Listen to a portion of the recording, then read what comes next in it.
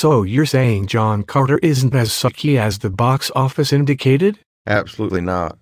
It has a marked retro sensibility, yet maintains its freshness. I shall place it in my queue. So, TJ, I am curious. Why are you still here? Shouldn't you have gone home hours ago? Well, DJ, I'll share this with you, though I would not like it to become general knowledge. I'm working on a little side project. Oh, you intrigue me. May I ask you to elaborate? You know that I'm working on the next generation Vodite. Yes. Well, a funny thing happened a few nights ago. I was having a cocoa at Tully's and looking at a prototype of the new Vodite. In public? Did that not border on imprudence? Indeed.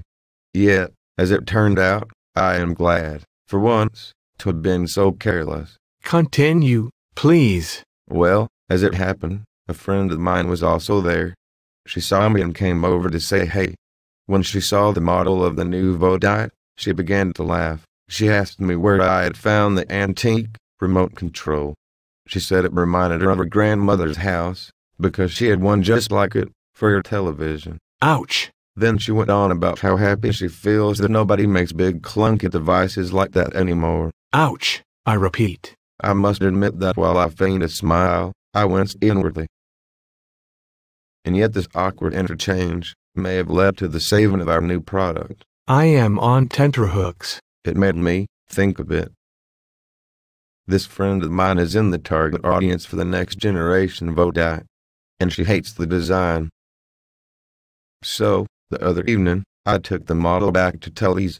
I showed it to some people and told them what it was supposed to do.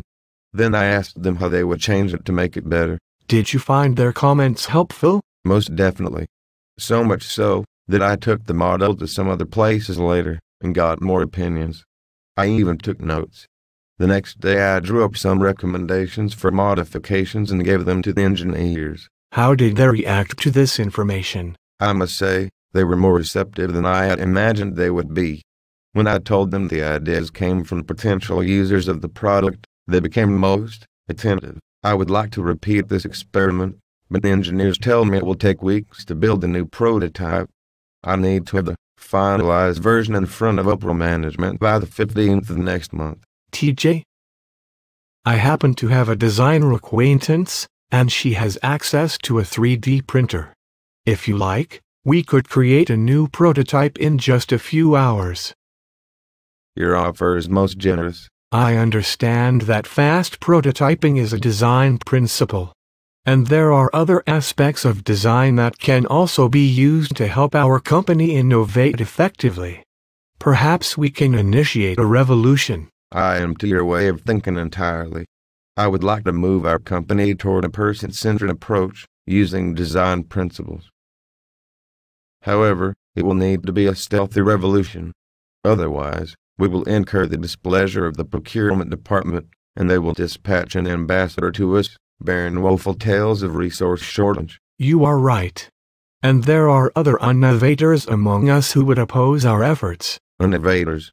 That's a new piece of terminology.